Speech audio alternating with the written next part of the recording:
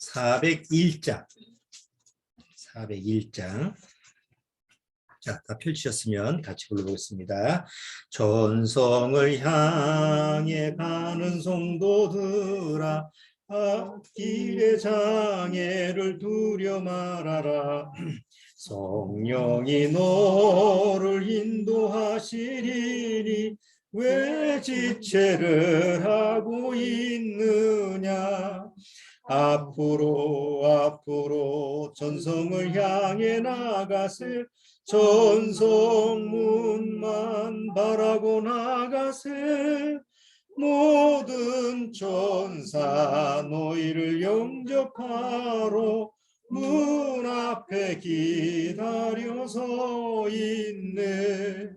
너 가는 길을 누가 비웃거든 확실한 증거를 보여주어라. 성령이 친히 감화하여 주사 저들도 참기를 얻으리. 앞으로 전성을 향해 나가세. 전성문만 바라고 나가세. 모든 천사 너희를 영접하러 문 앞에 기다려 서 있네. 너 가는 길을 모두 가기 전에 내 손에 든 검을 꽂지 말아라. 조마기 흉계 모두 깨뜨리고 끝까지 잘 싸워 이겨라. 앞으로 전성을 향해 나가세. 전성문만 바라고 나가세. 모든 천사 너희를 영접하러 문 앞에 기다려 서 있네.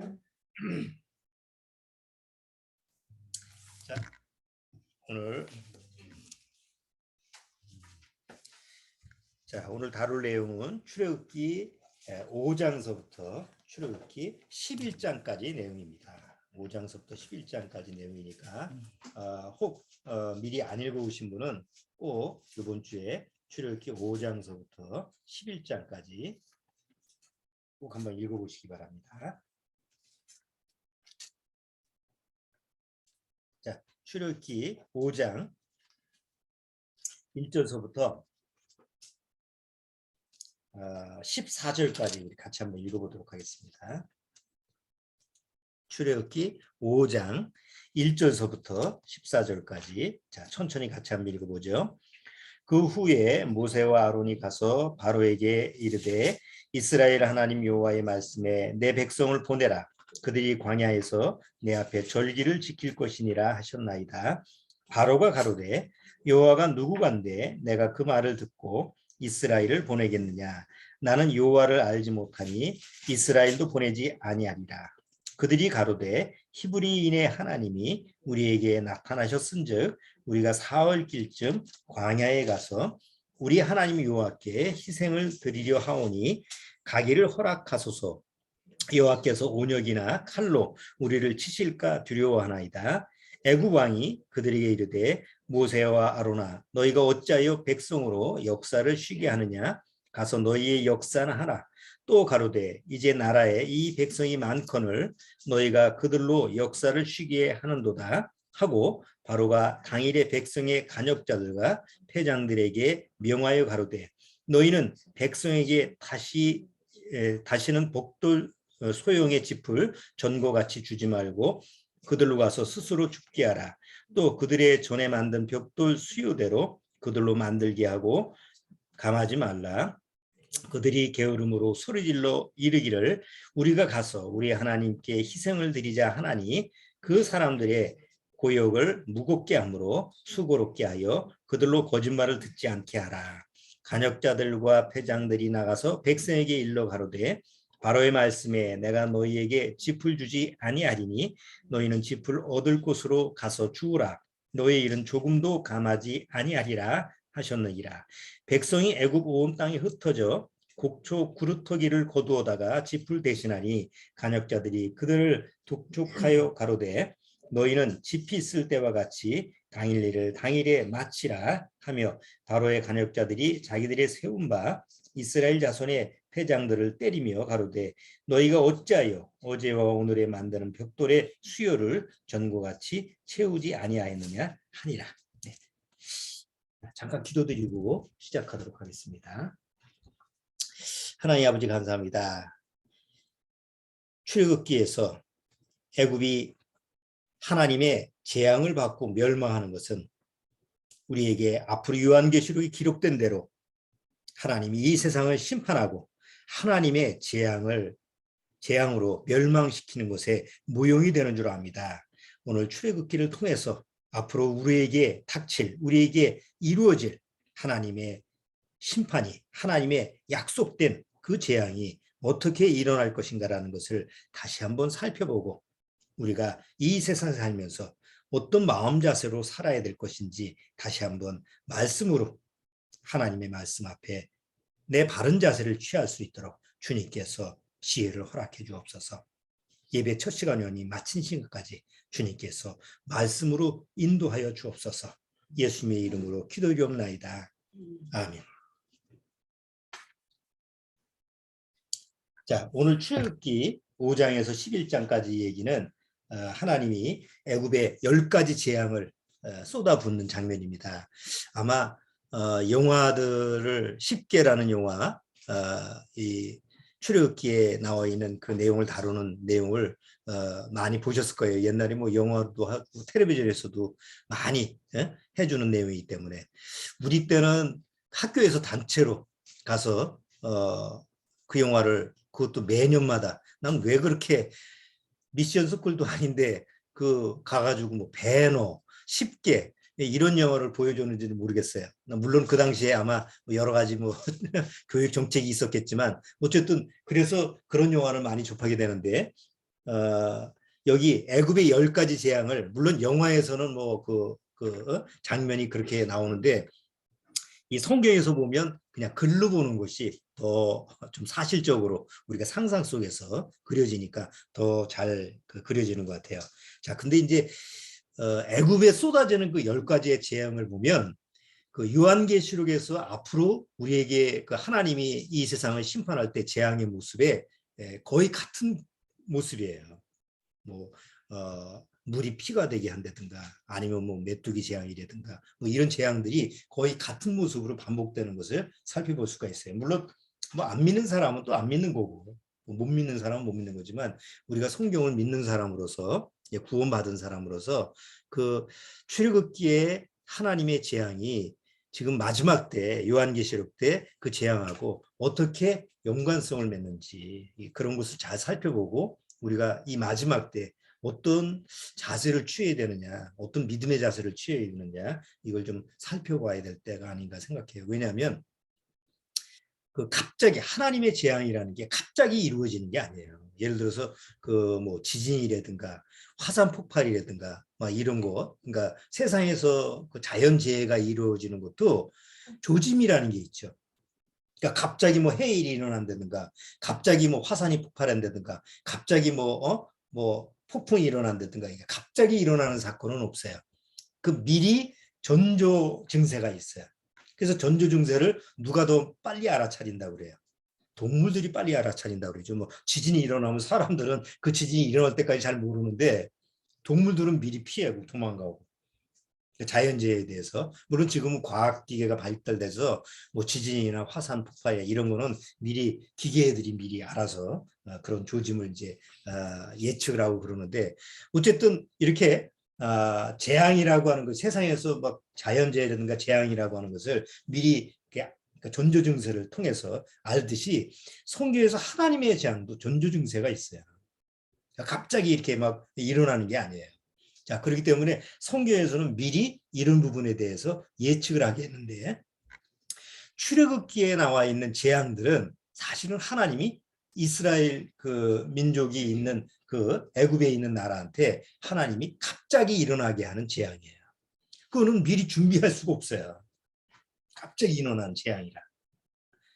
앞으로 요한계시록에 일어나는 재앙들도 전조증세가 없는 갑자기 일어나는 재앙들이 주로 많아요. 그렇기 때문에 예측을 할 수가 없다는 거죠. 그 말은 무슨 말이냐면 멍하니 있다가 갑자기 당한다는 거예요. 그렇잖아요. 대표적인 예로 그 일본의 그 원자로가 폭발했을 때, 그건 사람이 예측하지 못하는 거잖아요. 그러고 나서 갑자기 원자로가 폭발하고 나서 뭐가 왔어요? 쓰나미가 일어나서 막 완전히 휩쓸었죠. 전에 일본 갔을 때 그 쓰나미 일어났던 장소를 한번 쭉 가서 이제 뭐 활동하는데, 거기서 이제 봉사하면서 활동하는데 가보니까 그 내륙 지역에, 보통 그 바다 근처에 사는 지역에서 한 내륙 지역에 한 10km까지 물이 막 밀려온 흔적이 있더라고요. 산에 나무가 물에 잠긴 곳까지. 뭐 갑자기 일어난 사건이니까 무시무시한 거 아니에요. 근데 요한계시록에 일어나는 그 하나님의 뭐 일곱 대접, 일곱인, 일곱 나팔 뭐 이런 게 계속 재앙이 쏟아지는데 그거는 예측을 못하는 거니까 그때는 감당할 수 없는 부분이에요. 그래서 애굽에서 일어나는 하나님의 10가지 재앙을 그 애굽의 사람들이 어떻게 당했느냐라는 모습을 보면 우리는 뭐 하나님의 보호를 받아서 그 전에 올라가지만 이 지상에 남아 있는 사람들의 이 그 닥쳐야 될 그 상황을 우리가 미리 짐작해 볼 수가 있는 거죠. 그래서 단순히 성경에 기록된 내용이 농담으로 여길 수 없는 사실로 여겨져야 되는 그런 내용을 오늘 한번 같이 살펴보려고 그래요. 뭐 5장서부터 11장까지 일일이 설명을 하면 시간이 많이 가니까 나중에 쭉 한번 읽어보시면서 그 내용을 생각해 보도록 하고, 애굽에서 10가지 재앙이 무슨 재앙이었죠? 10가지 재앙이 하나님이 애굽에 막 쏟아붓는 재앙이, 우선 그 애굽의 그 나일강이 피가 되는 거죠. 갑자기 강이 피가 됐어요. 놀랄 일 아니에요. 그리고 애굽 강가에 그 개구리들이, 그 애굽의 그 궁전이든 사람이 사는 곳이든 그냥 수많은 개구리들이 올라와가지고 사람들을 괴롭히는 개구리 재앙이 있었죠. 세 번째는 이가, 먼지 그 하나님이 모세로 하여금 티끌을 던지라 이렇게 하니까 그게 이가 돼서 뭐 동물이든 사람이든 왕이든 다 고통스럽게 하는 그 이의 재앙이 있었어요. 네 번째는 또 파리들이 또 몰려와가지고 그냥 한두 마리가 아니고 그 파리가 그냥 온 애굽을 감싸는 그런 파리 재앙이 있었고, 또 역병이 돌아서, 전염병이 돌아서 사람들이 고통을 당하는 그런 5번째 역병이 돌았고, 6번째는 또 악성 종기가 일어나서 사람들이, 종기 한번 나면 너무 괴롭잖아요. 어디 아니 뽀드락지만 나도 괴로운데, 그러니까 악성 종기가 온몸을 고통스럽게 하는 그런 재앙이 내렸고, 또 하늘에서 우박이 내리는데 불로 막 우박이 떨어져서, 그래서 이제 뭐 농작물이든 뭐든 다 아주 쑥대박이 되는 그런 우박 그 재앙이 있었고, 그다음 메뚜기들이 나와서 그나마 다 쓸어버려서 남은 것까지 다 먹어버리는 그런 메뚜기 재앙이 또 있었고, 또 사흘 동안 흑암이 깜깜하죠. 아주 깜깜한 흑암의 어떤 재앙이 있었고, 그리고 이제 마지막 10번째 재앙은 동물이든 사람이든 장자는 다 죽음을 당하는 그런 재앙이 있었어요. 그런 재앙이 오면 난 죽었죠. 난 장자니까. 또 주영이 장자니까. 예?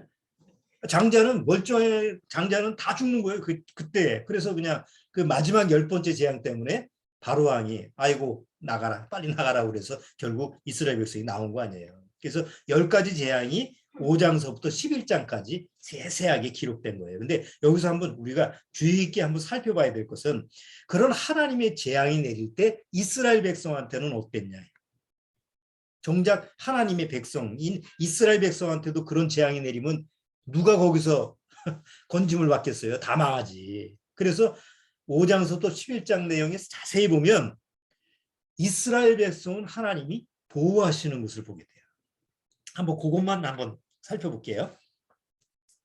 출애굽기 8장 8장을 한번 보세요. 출애굽기 8장.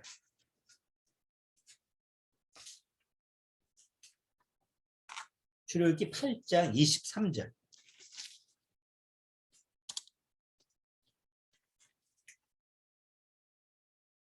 자, 출애굽기 8장 23절.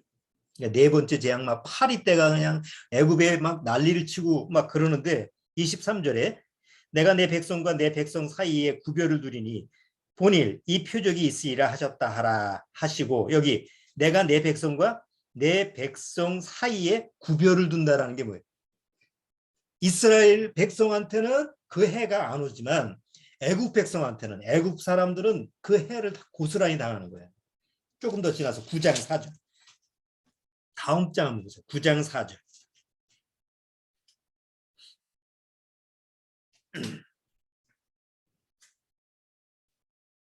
자, 여기 이제 악한 악질이 막 그 동물한테나 사람한테 이제 임하는데, 여기 4절 보세요. 여호와가 이스라엘의 생축과 애굽의 생축을 구별하리니 이스라엘 자손에 속한 것은 하나도 죽지 아니하리라 하셨다 하라. 그냥 악질이 모든 동물한테 다 번져가지고 동물들이 이제 죽어나가는데, 애굽 동물들은, 가축들은 다 죽는데 이스라엘 가축들은 멀쩡한 거야. 그러니까 하나님이 구별하시는 거죠. 아니, 세상에 무슨 전염병이 돌고 악질이 도는데 요 사람은 요 집은 살고 요 집은 놔두고 어떻게 그런 식으로 그런 게 어떻게 있을 수 있어요. 근데 하나님은 애굽에 재앙을 내릴 때는 그렇게 구별을 한 거예요.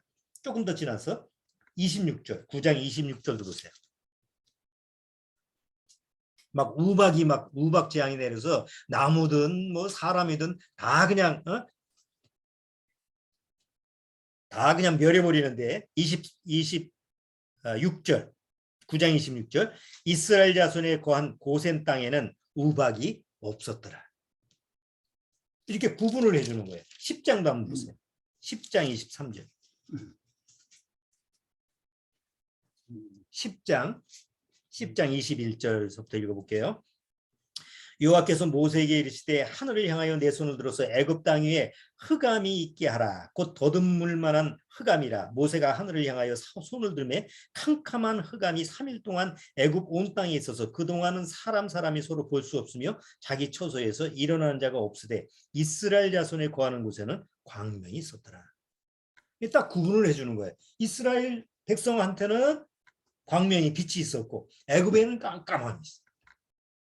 이제 마지막 10번째 재앙에 장자가 다 죽는다고 하는데 이스라엘한테만 그냥 죽이지 않은 거죠. 살 수 있는 방법을 주죠. 그게 이제 우리가 잘 아는 유월절 어린 양의 피를 문설주에 바라라. 그리고 그 안에 있어라. 그러면 그 안에 있으면 죽음의 사자가 지나가면서 너희들은 보호하지만 그 어린 양의 피에 문설주에 바른 그 집안에 있는 사람들은 혹 애국 사람이라도 살 수 있어요. 그런데 만약에 그 밖에 있으면 이스라엘 민족이라도 장자는 죽게 돼 있죠. 그러니까 그런 하나님의 기적이, 재앙이 계속 10번째 재앙까지 이뤄서 결국 이스라엘 민족이 애굽에서 나오게 됩니다. 자, 하나님이 애굽에다가 재앙을 내리는 이유가 뭘까요? 목적이 뭐예요? 우리가 대본 생각하면 그렇지, 하나님의 백성 이스라엘 민족을 구원하기 위해서 재앙을 내리는 거 아니냐, 이렇게 생각하기 쉬워요. 쉽게는. 근데 한번 생각해 보세요. 하나님이 애굽에서 이스라엘 민족을 구원해내든지 안 내든지 그거는 하나님 마음이에요. 그러니까 하나님이 이스라엘 민족을 거기서 건져내는 것은 물론 하나님의 약속이기 때문에 건져내야죠. 약속이니까 반드시 지켜내는 거니까, 지켜야 되는 거니까. 그러나 하나님이 애굽에다가 막 재앙을 쏟아붓는 것은 목적이 하나예요. 이스라엘 백성을 거기서 건져내는 목적이 아니라 그보다 우선적인 게 하나님을 나타내는 거예요. 내가 살아있는 하나님이다. 난 살아있는 신이다라고 하는 것을 만천하에다가 드러내는 것이 바로 애굽에 내리는 재앙의 목적이에요. 그 순서를 거꾸로 하면 안 돼요. 하나님이 먼저 이스라엘 백성을 구원하는 게 목적이라고 하면 마치 이스라엘 민족이 대단한 존재인 것처럼 착각을 하는 거예요. 근데 우리가 성경을 통해서 출애굽기 5장서부터 11장의 내용을 보면 하나님이 재앙을 내린다고 하고 바로왕한테 이렇게 내 백성을 보내라고 하니까 바로왕이 순순히 내보내지지 않잖아요. 야, 저것들이 배불러서 엉뚱한 소리 하니까 집도 주지만 더 아주 핍박이 심하잖아요. 그러니까 이스라엘 백성이 마음이 어땠어요? 더 강팍해지고 모세와 아론을 대적해서 도대체 우리한테 왜 이런 시련을 주느냐, 왜 이렇게 고통스럽게 하느냐, 오히려 더 모세와 아론을 대적하고 좀 불신하는 쪽으로, 하나님 불신하는 쪽으로 가는 게 이스라엘 백성이에요. 그러니까 잘나서 그들을 구원해내는 게 아니고 하나님이 아브라함한테 한 약속이기 때문에 하나님이 그들을 이끌어내는 거예요. 그 전에 하나님이 재앙을 내리는 목적은 바로 이스라엘 민족이든 애굽 백성이든 바로 살아계신 하나님이 존재하다. 나는 하나님의 살아있는 하나님이다라는 것을 증거하기 위해서 재앙을 내리는 거라는 거죠. 자, 그걸 한번 보세요. 출애굽기 7장.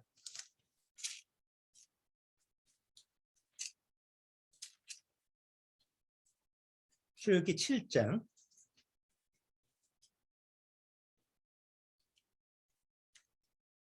자, 7장 3절부터 제가 읽어볼게요. 내가 바로의 마음을 강팍케 하고 나의 표징과 나의 이적을 애굽 땅에 많이 행하리라마는 바로가 너희를 듣지 아니할 터인즉 내가 내 손을 애굽에 더하여 여러 큰 재앙을 내리고 내 군대 내 백성 이스라엘 자손을 그 땅에서 인도하여 낼지라. 내가 내 손을 애굽 위에 펴서 이스라엘 자손을 그 땅에서 인도하여 낼 때에야 애굽 사람이 나를 여호와인 줄 알리라. 하나님은 믿든 안 믿든 모든 사람에게 내가 살아계신 하나님이다. 나는 살아있는 신이다. 유일한 하나님이다라는 것을 나타내기를 원하시는 거예요. 왜? 하나님은 엄연히 존재하시니까. 그래서 마지막 때 심판이 있는 거예요. 백보자 심판이 왜 있죠? 백보자 심판은 크리스찬만 가는 게 아니에요. 세상에 어떤 종교든 무신론자든 이 세상에 태어난 누구든 다 하나님의 백보자 심판 앞에 가요. 왜? 하나님이 내가 믿든 안 믿든 하나님이 살아계신 하나님이다라고 하는 것을 거기서 목격하게 하는 거예요. 그러니까 지금은 내가 안 믿고 부정하고 뭐 하나님 같은 게 어딨어. 그래도 뭐 하나님이 바로 그냥 죽이고 심판하지 않으니까 사람들이 담대하죠. 근데 어느 날 하나님과 한 번은 만나야 돼. 죽어서 만나든지 아니면 심판을 받아서 그냥 하나님께 나가서 만나든지. 그때 비로소 알죠. 아, 정말 하나님이 계신 분이었구나.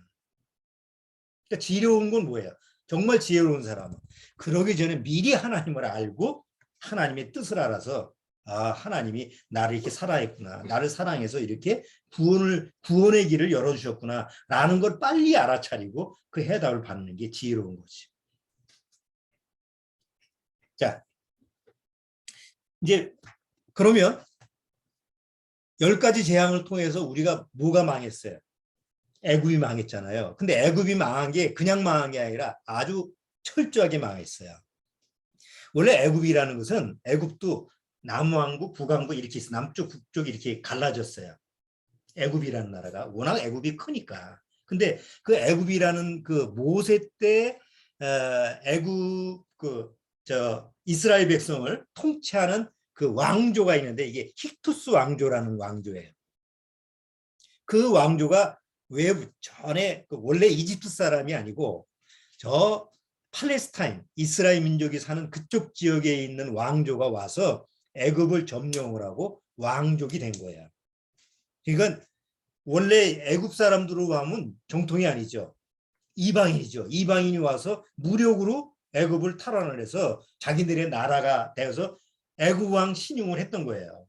그래서 애굽 그 역사를 보면 힉투스 중간에 그 왕조가 그 이방 족속이 와서 애굽을 통치를 하고 그러니까 치욕적인 애굽 역사에서는 치욕적인 역사예요.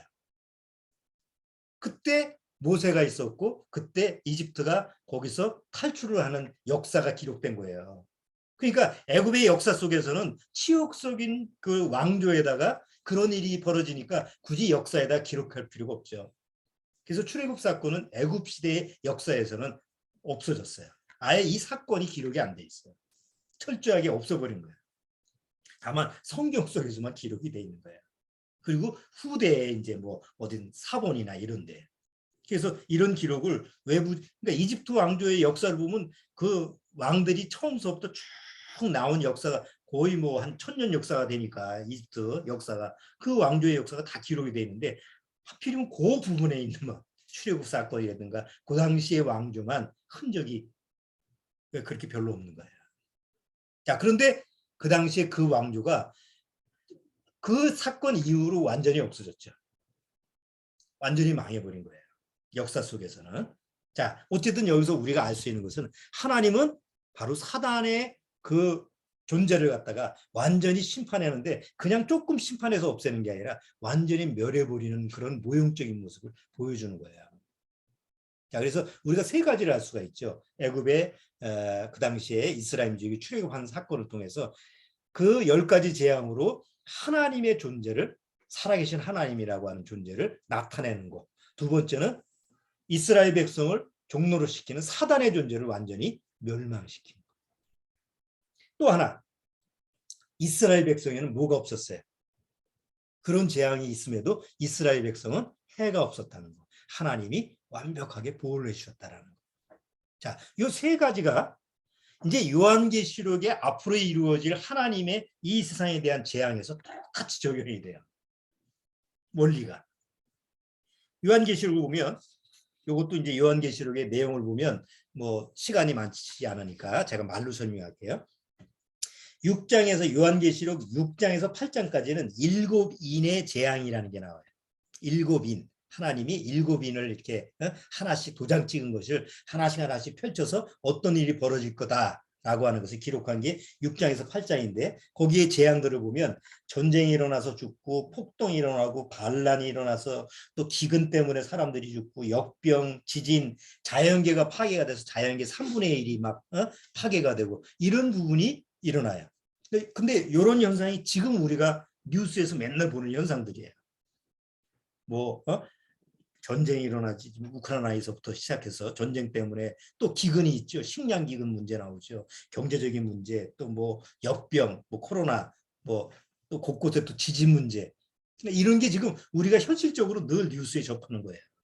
그렇다고 지금이 뭐 그 7년 대활 나이라는 게 아니고 그런 비슷한 그런 환경적인 요소가 자꾸 전조 현상으로 우리가 경험이 되는 거죠. 근데 실제로 이제 하나님의 마지막 심판이 오면 7인의 재앙 때는 그런 게 오고 그다음 8장에서 11장까지는 7나팔 재앙이라고 하는데 7나팔 재앙에서는 구체적으로 육지의 3분의 1이 파괴가 돼요.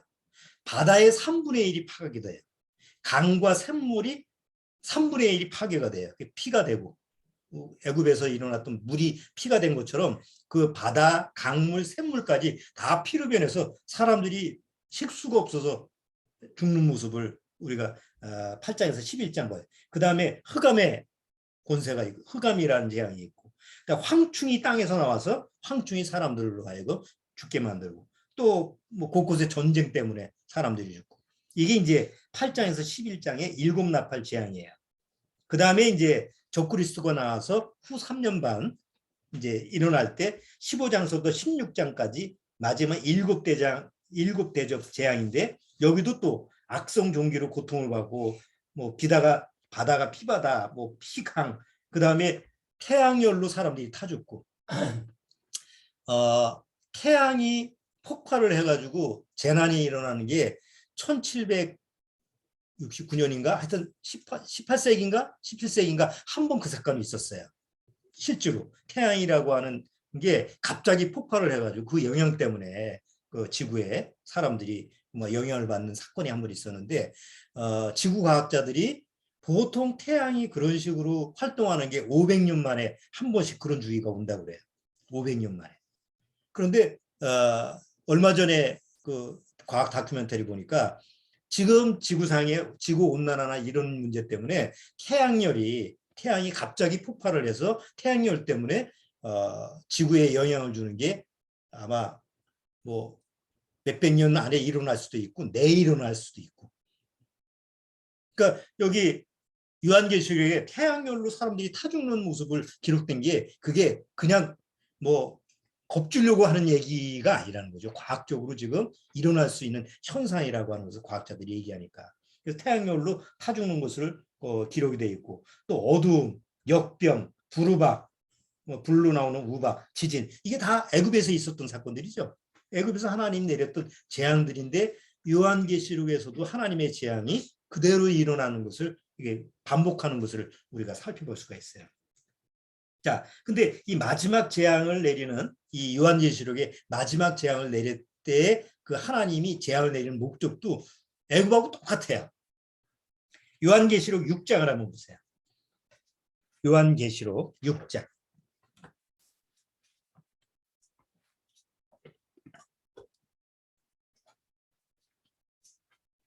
자, 요한계시록 6장.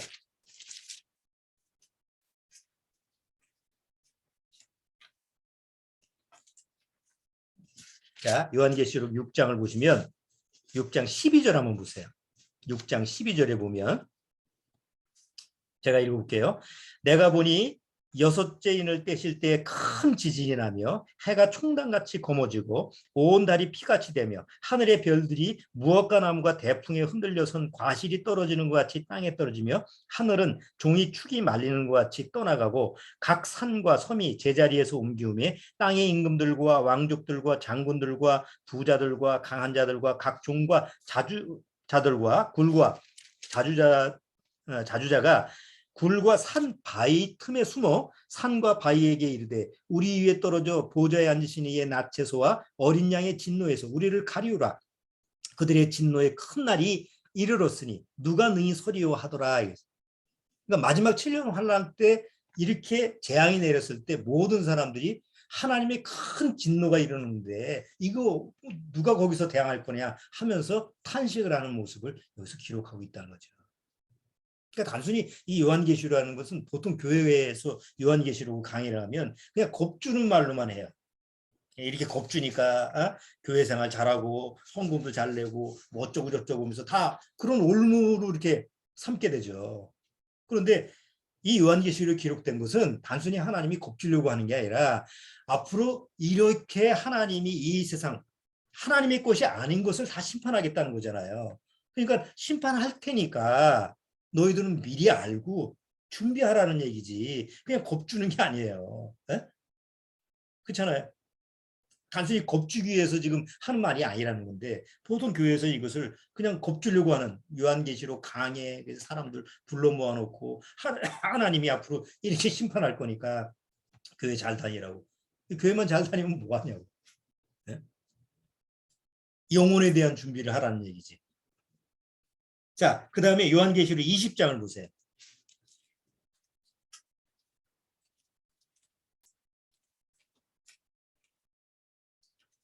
마지막 요한계시록의 하나님의 재앙에서는 사단이 완전히 이 세상에서 더 이상 권위를 발휘하지 못하게 꼼짝 못하게 그래서 무적갱에다가 가두는 하나님의 마지막 심판을 기록해 두고 있어요. 자, 20장 보세요. 1절 20장 1절 또 내가 보매 천사가 무적갱 열쇠와 큰 쇠사슬을 그 손에 가지고 하늘로서 내려와서 용을 잡으니 곧 옛뱀이요 마귀요 사단이라 잡아 1천년 동안 결박하여 무적갱에 던져 잠그고 그 위에 임봉하여 1000년이 차도록 다시는 만국을 미혹하지 못하게 하였다가 그 후에는 반드시 잠깐 놓으리라고 그러죠. 그러니까 7년대 환란 때 하나님의 천사가 와서 그 사단 마귀를 무적갱에다 지옥 불못에다가 가두는 거예요. 1000년 동안 가둬요. 그리고 1000년 끝난 다음에 또 잠시 놔두는 하나님의 역사가 있어요. 계획이 있죠. 어쨌든 간에 7년대 환란 끝에 하나님이 심판을 내릴 때는 완전히 사단의 존재를 이 세상의 왕노릇했던 사단 마귀의 권세를 갖다가 꼼짝 못하게 하는 그런 하나님의 약속이 기록되어 있는 거예요.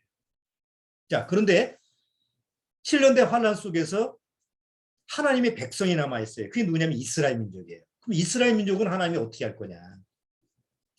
그냥 그 재앙 속에서 같이 멸망시킬 거냐? 아니에요. 애굽 사건 때 애굽에서 이스라엘 백성을 하나님이 보호하셨던 것처럼 7년대 환란 속에서도 이스라엘 백성을 하나님의 백성을 보호한다는 약속이 기록이 되어 있어요. 성경에는 한번 보시죠.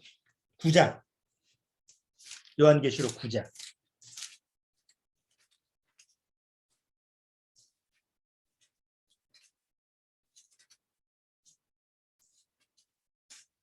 자 9장 4절에 보면 9장 4절에 저에게 이르시되 땅의 풀이나 푸른 것이나 각종 수목은 해하지 말고 오직 이마에 하나님이 입맞지 아니하는 사람들만 해하라 하죠. 하나님의 입맞은 사람들은 그때 이제 사단의 표를 안 받고 하나님 앞에서 구원받은 성령을 받은 사람들이에요. 주로 지금 유대인이에요. 이스라엘 민족이에요. 그러니까 그들은 보호를 하지만 하나님이 입맞지 않고 사단의 육육육 표시를 받은 사단의 표시를 받은 자는 다 해하라고 하죠. 여기 구별하는 거죠. 자, 또 12장을 보세요. 12장.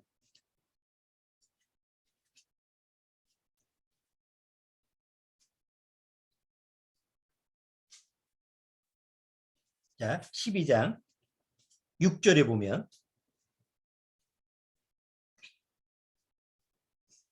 자, 12장 6절에 보면 그 여자가 광야로 도망하며 거기서 1260일 동안 저를 양육하기 위하여 하나님의 예비하신 곳이 있더라. 여기 1260일이라는 것은 후 3년 반이에요. 전 3년 반이 아니고 7년대 관련해서 후 3년 반인데 후 3년 반에 여자는 여기서 이스라엘 민족을 얘기해요. 성경을 통해서. 남자는 예수님이니까 여자는 거기에 상응하는 그 여자 신부의 모습을 갖춘 그런 모습을 우리가 여자라고 이렇게 칭하잖아요. 신부라고 하죠. 여기 요한계시록에서 여기서 여자는 바로 이스라엘 민족을 얘기하는 거예요. 그 이스라엘 민족을 후 3년 반 동안 어떤 한 곳을 정해서 거기서 하나님이 먹여주고 양육주고 보호해주겠다. 하나님의 재앙에서. 그게 기록된 거예요. 그래서 성경학자들은 이게 요르단에 있는 페트라라는 도시, 암석으로 만들어진 그 장소가 아니겠느냐 이렇게 추정도 하고 그래요. 근데 뭐 그건 정확한 장소는 우리가 모르겠고 어쨌든 하나님이 이스라엘 백성을 보호하시는 장소가 7년대 환란에 있다라는 것을 우리가 성경을 통해서 확인할 수 있죠. 그래서 하나님의 백성을 보호하시죠. 자, 그러면 이제 애굽에서 출애굽 때 하나님이 이스라엘 민족을 보호하고 애굽 왕은 멸망시키고 그 애굽은 거기서 하나님의 재앙으로 그냥 완전히 멸망당하는 그 모습하고 요한계시록 때 마지막 이 세상 애굽은 세상의 모형이니까 이 세상을 하나님이 10가지 재앙을 통해서 여러 가지 재앙을 통해서 멸망시키되 그 안에 이스라엘 백성은 보호하신다라고 하는 거하고 같은 맥으로 가는 거죠. 그래서 요한계시록에서 나와 있는 그 하나님의 재앙은 애굽에서 나오는 그 재앙의 실제적인 모형이고 그 실제적으로 이루어지는 그 약속의 성취가 되는 게 요한계시록의 내용이라는 것을 우리가 오늘 비교를 한번 해보는 거예요. 자, 이제 중요한 것은 출애굽기는 이미 우리 역사가 아니고 이스라엘 역사고 우리가 경험하지 못한 거예요. 경험할 필요도 없었던 거죠. 근데 앞으로 요한계시록에서 하나님이 이 세상을 심판하는 그 하나님의 재앙은 우리가 경험할 수도 있다는 거예요. 그런데 다행히 구원받은 성도는 뭐예요? 구원받은 성도는 이미 그 하나님의 재앙이 내릴 때 7년대 환란 전에 데리고 가신다는 거죠. 우리가 잘 아는 휴거라는 걸 통해서 미리 데려가시는 거예요. 왜? 거기서 견뎌낼 수가 없기 때문에. 그럼 이스라엘 민족은 남아서 보호하지 않느냐? 이스라엘 민족은 하나님의 약속이 남아있는 거죠. 마지막 7년대 환란 때 그들이 예수 그리스도를 수천 년 동안 그들의 조상 때서부터 예수 그리스도를 영접하지 않고 거부했던 그 이스라엘 민족을 다시 돌이키게 해요. 다시 하나님 앞에 돌이키게 해서 우리 조상들이 죽인 그 메시아가 우리가 거부했던 그 예수 그리스도가 진짜 하나님의 아들이었구나라는 것을 믿게끔 하는 그 하나님의 약속의 성취가 7년대 환란 때 이루어지는 거예요. 유대인들한테. 그러니까 이방인들한테는 드물지만 유대인들한테는 하나님의 약속이기 때문에 7년대 환란은 유대인, 이스라엘 민족한테 우선 하나님이 적용시키는 때라는 거죠. 그렇기 때문에 먼저 구원받은 이방인들은 그 전에 데려가는 거예요. 그걸 우리가 소망하고 있는 거 아니에요. 그러니까 먼저 구원받고 나서 이런 하나님의 약속에 그 준비가 돼 있는 사람은 이미 성경에 기록돼 있어도 이거 가지고 뭐 두려워할 필요는 없지. 항상 마음의 자세를 갖추고 준비를 갖춰야죠. 자, 오늘 애굽의 그 5장서부터 출애굽기 5장서부터 11장까지 내용을 같이 한번 뭐 본문 내용을 일일이 찾지는 않았지만 아마 여러분들이 쭉 읽어보시면 오늘 들었던 내용하고 같이 이렇게 맞물려서 그래서 이렇게 기록이 되어 있구나 하고 잘 소화를 시킬 수 있을 거예요. 그래서 꼭 한번 읽어보시도록 하고 다음 주에는 바로하고 하나님과의 싸움이에요. 이스라엘 민족과 바로의 싸움이 아니고 출애굽기 5장서부터 11장 내용은 하나님과 바로의 싸움인데 바로가 하나님에 대해서 어떻게 대적하느냐 이런 부분을 살펴볼게요. 왜냐하면 그건 지금 사단이 바로 하나님이 하시는 일을 어떻게 대적하는 거하고 똑같은 원리로 적용시키고 있어요. 그러니까 한 사람이 구원받기 위해서 사단은 그냥 허용하는 게 아니라 이 모양 저 모양으로 어쨌든 구원받지 못하게 환경을 위해서 세상을 이용해서 그냥 자기 백성 놓치지 않으려고 하는 그런 모습을 우리가 한번 같이 살펴볼 수가 있어요. 그래서 다음 주는 그런 하나님과 사단과의 그 싸움에서 하나님이 어떻게 승리하시고 사단은 어떻게 패배하느냐 그런 부분을 살펴보도록 할 테니까 꼭 5장서부터 11장까지 꼭 한번 미리 읽어오시기 바랍니다. 자, 오늘은 여기까지 하도록 할게요. 자, 기도하고 마치겠습니다. 잠깐 기도드리겠습니다. 하나님 아버지 감사합니다. 이 마지막 때 정말 우리가 주변 환경이나 이 세상에 이루어지는 일들을 보면 너무나 때가 가까웠다라는 것을 발견하게 됩니다. 이런 때일수록 우리 마음이 항상 하나님의 말씀 앞에 가 있고 말씀에 순종하는 자세로 살아갈 수 있도록 주님께서 축복하고 인도하여 주옵소서. 내 환경이 어떤 환경이든 어떤 처지이든 세상에 휩쓸려 가지 말고 세상에 미혹당하지 말고 세상을 당당히 이기는 그런 크리스찬으로서 살아가도록 주님께서 말씀으로 능력을 주옵소서. 예수님의 이름으로 기도드리옵나이다. 아멘. 마치겠습니다.